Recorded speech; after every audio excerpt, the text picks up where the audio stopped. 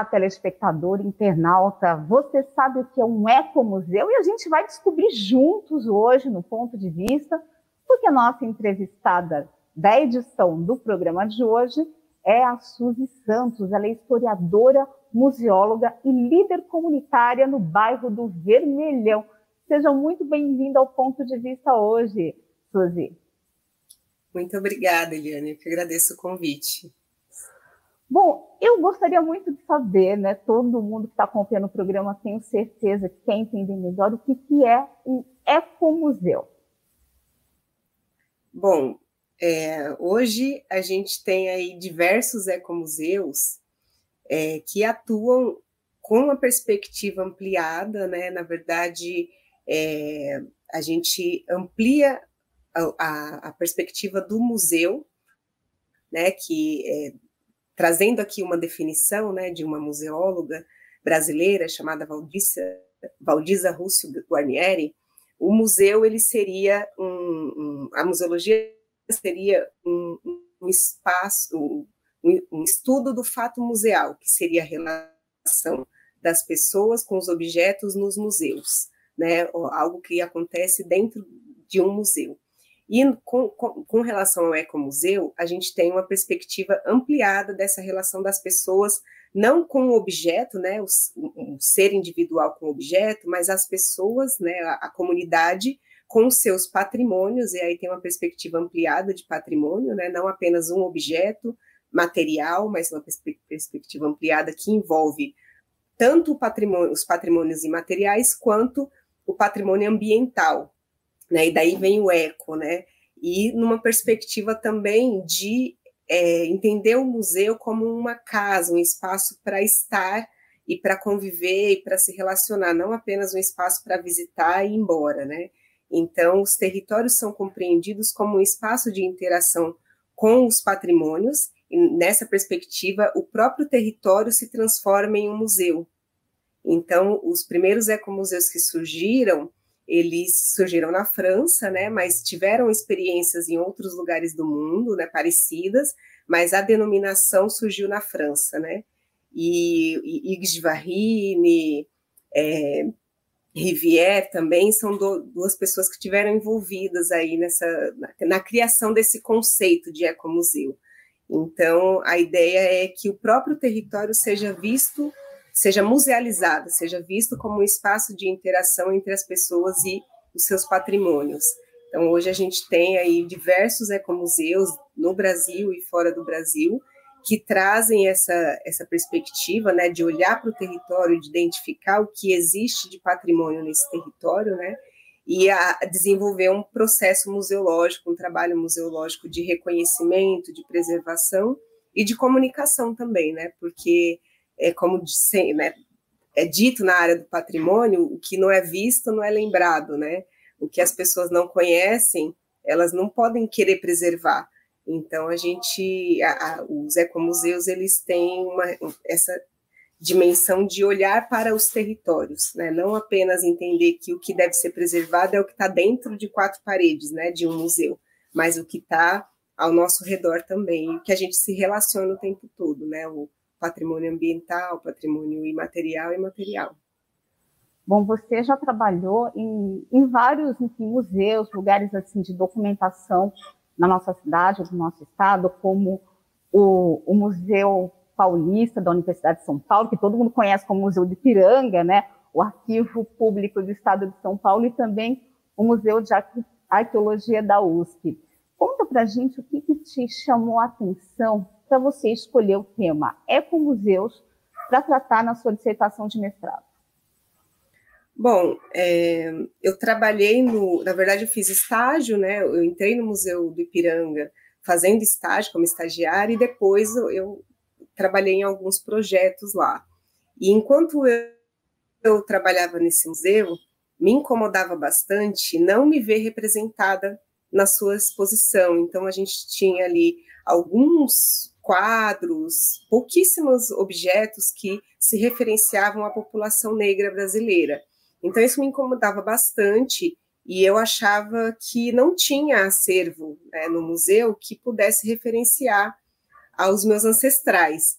até que eu comecei a trabalhar dentro do museu, né, com o acervo, e percebi que, na verdade, existiam vários, né, vários objetos que se referenciavam a esses meus ancestrais, mas que eles não estavam expostos. Então, eu comecei a entender que como que funciona, né, na verdade, o que está exposto no museu é uma parte do acervo que o museu preserva, né, então, e que é importante o que está sendo exposto ser representativo, né? Representar todas as parcelas da nossa sociedade, considerando que ela é bastante diversa.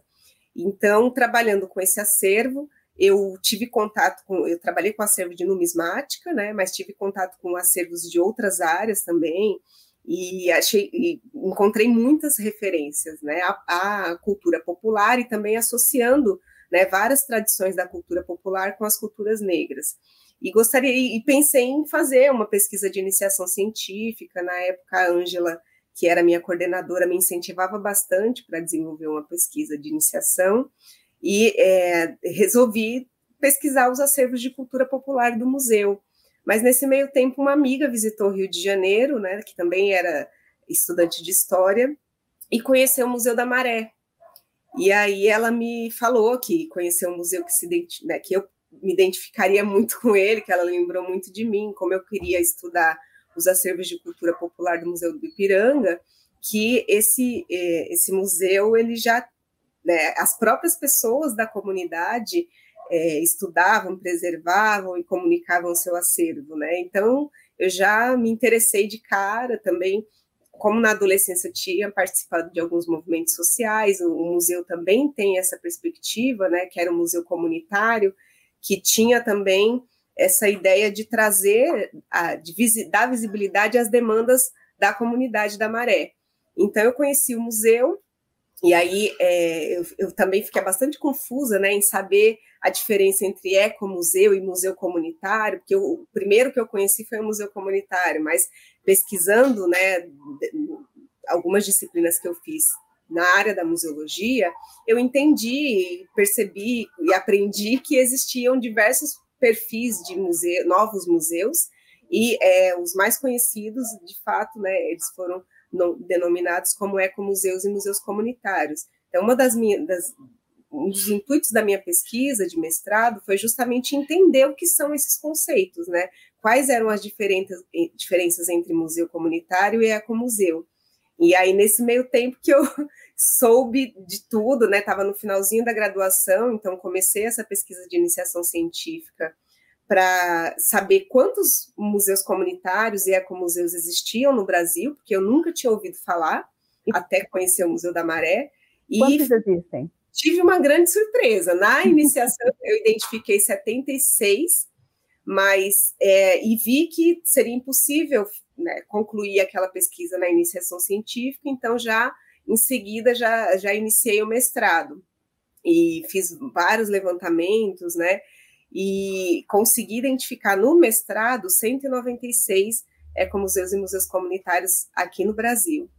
Mas essa pesquisa agora, né, finalizado o mestrado, já passa de 200, né, com um destaque bem grande para os museus indígenas, né, então a gente tem um percentual de museus indígenas bastante significativo, e museus que trabalham também com essas tradições e culturas que geralmente a gente vê pouco, né, nos museus oficiais, nos museus que são do Estado, enfim. Nos últimos anos a gente percebe que isso tem mudado bastante, né, tem tido uma representatividade maior, mas muitos museus ainda continuam restritos aí à representação dos grandes líderes, das elites, né, dos municípios, especialmente. Se a gente fosse comparar, né, você falou assim que você quis descobrir as diferenças entre museu comunitário e ecomuseu, mas comparando, vamos supor, 3 tipos de museu, só resumidamente, quais são as principais características que diferenciam um museu, enfim, que a gente está acostumado a visitar, um museu tradicional, um museu comunitário e um ecomuseu?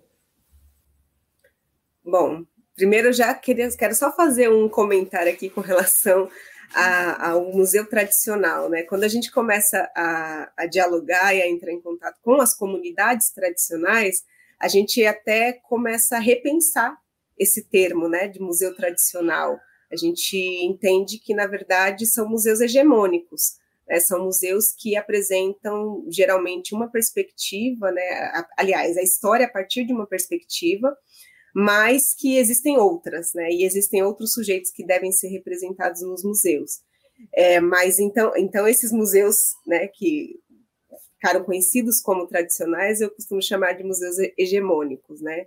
Esses museus, geralmente, eles representam uma parcela diminuta da população, né? Geralmente pessoas que estão atreladas ao poder. Então, o professor Mário Chagas, né, ele fala da memória do poder, né? Não é a memória de todas as pessoas que compõem a sociedade, mas a memória do poder que está ali representada. E é um museu que a comunidade, as populações não podem participar dos processos de decisão. Então, o que está sendo preservado, o que vai ser exposto, não existe uma participação, né, da população de maneira geral. E também ele é fechado em 4 paredes, né? Aquela perspectiva do museu, o público chega, visita, aprecia, né, contempla o objeto que está ali, que não foi ele que escolheu, mas alguém que está nessa estrutura de poder, e vai embora. Já os ecomuseus, ele tem essa dimensão de entender todo o território como um museu, mas mesmo que exista um espaço em que haja uma exposição, a grande diferença é que ele não se concentra na preservação de um objeto, né, específico. Então, a ideia do ecomuseu é preservar os patrimônios diversos, que pode ser um objeto físico, mas também pode ser um edifício, né, que é reconhecido como patrimônio histórico, pode ser um rio, uma floresta, né, pode ser um edifício que, por exemplo, a gente tem o Adamastor, né, que já foi uma fábrica, então entende todo o território como com coisas a serem preservadas, né, além das tradições culturais, né, das manifestações, enfim, como a capoeira e outras. E também essa dimensão da participação, né, que tanto participa os gestores públicos, né, do ecomuseu, mas também tem uma dimensão de participação comunitária, que pode ser de organizações coletivas, das comunidades, de núcleos, né, como, por exemplo, professores, né, algumas profissões que se reúnem, né, que atuam geralmente com educação e com cultura, artistas, enfim, mas também, nos primeiros ecomuseus surgidos, pensou-se numa participação tripartida, né, que tinha a gestão pública, tinha a comunidade e tinha as universidades também, né. Isso não aconteceu, os ecomuseus que surgiram não seguiram esse padrão, né, cada um se desenvolveu de um modo, mas a grande mudança é, de fato, a participação da comunidade e uma noção ampliada de patrimônio. E nos museus comunitários, a gente tem uma autogestão das próprias comunidades, né, que demonstram, por meio dos museus, o seu desejo de preservação dos seus patrimônios, das suas memórias, de tudo aquilo que considera importante. E aí, para que essa preservação ocorra, a própria comunidade busca apoiadores externos, se for necessário, mas nem sempre é necessário, né? Geralmente porque para ter visibilidade, né, para esses patrimônios locais, a gente precisa também que sujeitos de outros espaços os reconheçam. Então, as próprias comunidades trabalham num processo de autogestão e busca apoio de universidade, participa atualmente de editais públicos e privados para também angariar recursos para que essa preservação ocorra, devido, a gente sabe que já é difícil recurso para os museus do estado, né, para os museus dos municípios, imagine para os museus comunitários.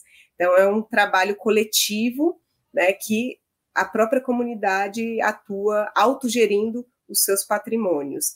E os apoiadores são, de fato, apoiadores, né? São agentes externos que vêm, colaboram, contribuem quando necessário, mas os processos de decisão são feitos pela própria comunidade.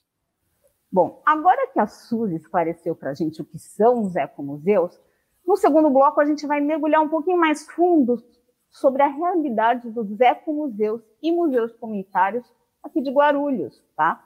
E a gente também vai falar sobre o trabalho de liderança comunitária que a Suzy tem lá no Jardim Vermelhão. Então, você que está acompanhando o programa, não saia daí, porque a gente volta já já.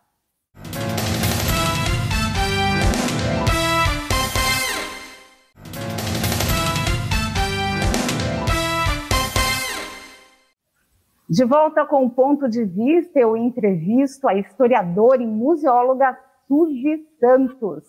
Suzy, você explicou, deu toda a definição do que é um ecomuseu, museu comunitário, mas a gente gostaria de saber aqui em Guarulhos, né, existem ecomuseus, museus comunitários? Conta pra gente sobre a nossa realidade local.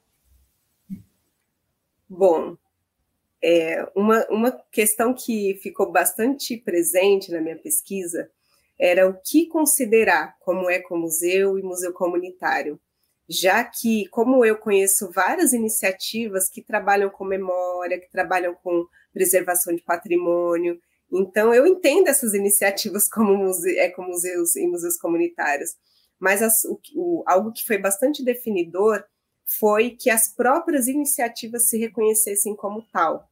Então, aqui em Guarulhos, eu sou capoeirista, então eu tenho bastante contato com grupos de capoeira, e vários grupos têm suas sedes, e eu entendo cada uma dessas sedes como um espaço de museu comunitário. Porque se a gente entra, né, e aí eu me recordo muito bem de uma fala da Alessandra Gama, que é uma colega que atualmente ela está em Goiás, mas ela morava em Campinas e atuava no ponto de memória Ibaô, e ela falava que todo espaço de tradição cultural, e aí ela relembrava tanto os espaços da capoeira, os espaços de terreiros, são espaços que podem ser considerados como ecomuseus e museus comunitários também. Por quê?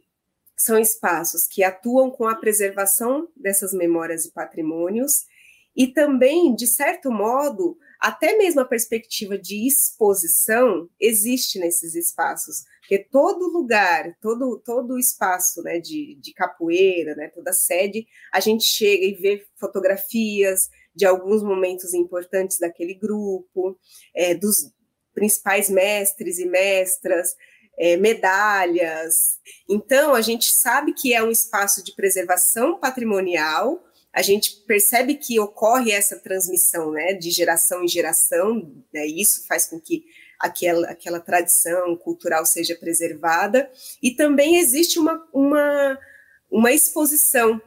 No último sábado, a gente teve o Conselho Municipal de Cultura se reuniu, né? A gente teve uma plenária lá no Centro Cultural Adamastor, e eu estava justamente conversando com os representantes das escolas de samba, né? E essa mesma perspectiva de que cada escola de samba também era um museu vivo, né? Fazia essa preservação patrimonial, trabalhava com as memórias, com as tradições culturais afro-brasileiras, e os desfiles podem ser vistos e considerados como exposições também. Então, todo o trabalho que a gente faz para organizar uma exposição num espaço, eles também fazem para realizar um desfile. Então, oficialmente, com a denominação Ecomuseu e Museu Comunitário, eu só conheço o que a gente tem aqui na comunidade do Jardim Vermelhão, né? O Museu Comunitário do Jardim Vermelhão. Mas eu reconheço vários espaços culturais aqui de Guarulhos que têm esse potencial de se reconhecerem como ecomuseus e museus comunitários. Enfim, então, só já uma vocação. Você já adiantou para mim, né? Vocês organizaram aí o Museu Comunitário do Jardim Vermelhão, mas conta como foi o nascimento desse museu, né? Como que vocês organizaram, o que esse museu traz para a comunidade, não só do Jardim Vermelhão, mas também de Guarulhos como um todo? Bom, a gente tem um processo aqui no Jardim Vermelhão de organização e luta comunitária, né, para a regularização do bairro. Esse bairro é fruto de uma ocupação, então teve um processo de negociação com o antigo proprietário, teve um processo de organização comunitária para que a infraestrutura do bairro fosse feita. Ainda há bastante coisa a fazer, mas a gente percebe, né, em diálogo com os moradores mais antigos do bairro, que existe uma preocupação de que as novas gerações não conhecem a história do bairro, né? Não sabem o quanto foi, o que teve de processo de luta mesmo, de organização para que o bairro hoje estivesse como está. Então, observando esse desejo, que a gente resolveu fazer um documentário sobre o bairro, né? E esse documentário a gente inscreveu no edital do Funcultura em 2014, se eu não me engano, 2014, 2015, e a gente foi contemplado. Só que o recurso demorou, né, alguns anos para sair, só saiu em 2019, mas saiu. E a nossa ideia era justamente entrevistar alguns moradores e moradoras do bairro para que eles contassem essa história para as novas gerações, né? E também relembrasse para os que são das gerações deles, enfim, esses moradores mais antigos. E a ideia era que todo esse material que a gente recolhesse para esse documentário se tornasse o acervo inicial do Museu Comunitário do Jardim Vermelhão. A gente, no final, eu nem tinha entrado no mestrado ainda quando a gente escreveu esse projeto, eu finalizei o mestrado, o recurso saiu depois disso, mas foi até bom porque eu já tinha até um pouco mais de experiência, de convívio, e a gente foi desenvolvendo diversos projetos aqui na comunidade, né, junto aos jovens, aos adolescentes, às crianças, e justamente a nossa ideia era trazer esses jovens, essas crianças, para estarem conosco nesse projeto. Então, quando esse projeto do Museu Comunitário, a gente conseguiu o recurso do PROAC, né, e a gente trouxe para realizar junto com a gente várias, aqui hoje são jovens, mas crianças que já estavam conosco desde o início, né, desde quando a gente começou a atuar aqui em 2012, né, que a gente criou o projeto Cultural Pimenteiros e Pimenteiras do Vermelhão. Então, são jovens que estão, né, trabalhando e atuando conosco há muito tempo, já visitaram museus, já realizaram outras atividades aqui e que agora participaram desse projeto de museu comunitário. Foi muito bacana, foi, inclusive, assim, a perspectiva que eles têm nas discussões que a gente trouxe são muito contemporâneas. Eu falei que eles precisam ir dar cursos em muitos museus aí, porque eles têm essa visão já contemporânea de observar e considerar como patrimônio tudo que está ao seu redor. E aqui no Jardim Vermelhão, o principal patrimônio que foi considerado pelos jovens foi o nosso campo de futebol, né? O nosso campo de várzea, que é um lugar de memória, que é um patrimônio, que é um espaço de relações, né? De festa, de convívio, mas também um espaço de uma memória traumática, né? Como teve aqui em dezembro de 2018, por conta da negligência, né? Do baile funk que a gente tinha aqui, como que a polícia dispersou, né, os jovens que estavam ali, e acabou acontecendo o falecimento de 3 pessoas. Então, é um espaço de convívio, de relações, mas também eles não acham que não é importante a gente esconder que existiu um trauma também nesse espaço, né, mas um espaço que foi considerado muito importante e o nosso principal patrimônio. A primeira exposição, né, do Museu Comunitário do Jardim Vermelhão aconteceu no início de novembro. Quais temas vocês trouxeram? O que vocês, enfim, mostraram nesse museu para que a comunidade pudesse entender o seu entorno? O que foi mostrado? Então, na realidade, a gente fez um levantamento de temas, né, junto aos jovens, quais temas que eles achavam que era importante a gente abordar no museu. Então, a gente levantou 10 temáticas e essa foi a votada, né? Porque tudo a gente abre para discussão, para cada um trazer as suas ideias e depois a gente faz uma votação, né?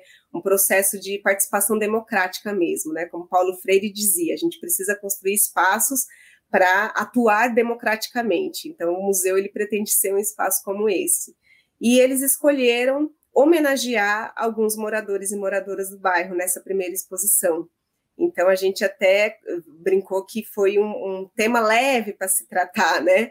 Porque o segundo tema escolhido foi justamente o do baile funk, né? O baile funk sob outras perspectivas, né? Não apenas da tragédia, que é o que a mídia, né, o que foi divulgado na mídia, mas como um espaço de socialização, como um espaço de lazer, que é importante para a juventude.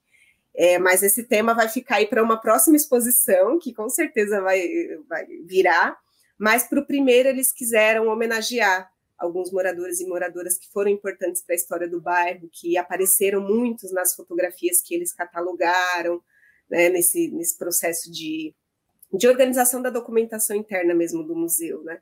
Então, foi uma exposição que deixou muita gente emocionada, né? E algumas das pessoas homenageadas não estão mais fisicamente entre nós, então foi um processo muito emocionante. Inclusive, meu pai foi um dos escolhidos, eu fiquei bastante surpresa, e não teve como não nos emocionarmos, né? Mas foi a primeira, e com certeza virão muitas outras exposições, porque só para essa primeira eles levantaram 10 temáticas, né? Então temos bastante tema para trabalhar aí futuramente.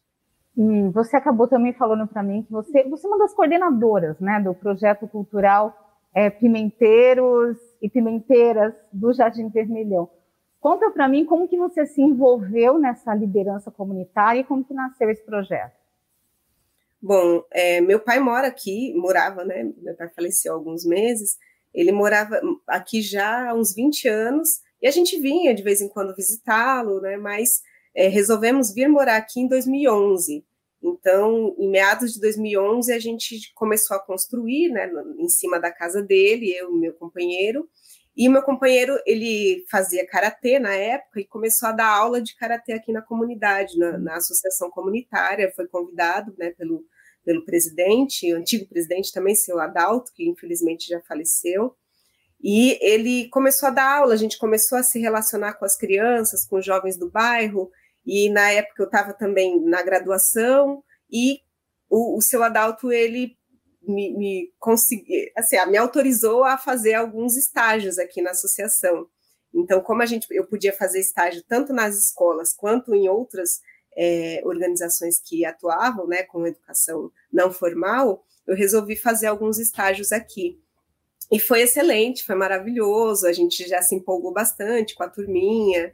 E aí meu companheiro continuou dando essas aulas, né, de karatê, e eu comecei a desenvolver outras ações, outras atividades, né? A gente fez Semana da Consciência Negra, então exibia filmes, fizemos várias ações com as crianças e os jovens do bairro, até que a gente resolveu criar o projeto cultural Pimenteiros e Pimenteiras do Vermelhão, porque até então a gente ainda não fazia parte da associação comunitária, exatamente.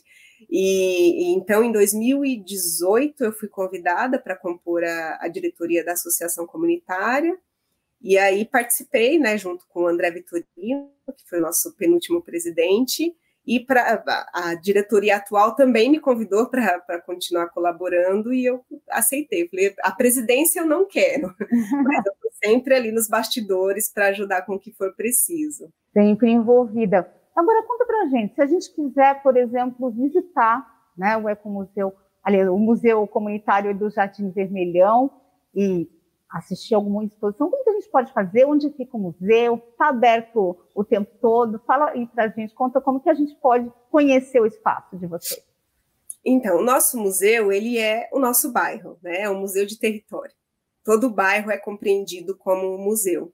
Mas a gente teve a sede da Associação Comunitária, onde a gente realizou a nossa primeira exposição. E é importante fazer essa distinção, porque muitas pessoas confundem, né? Acham que a sede da associação é o nosso museu, mas o nosso museu é o bairro, né? É o museu de território, ele está espalhado no bairro.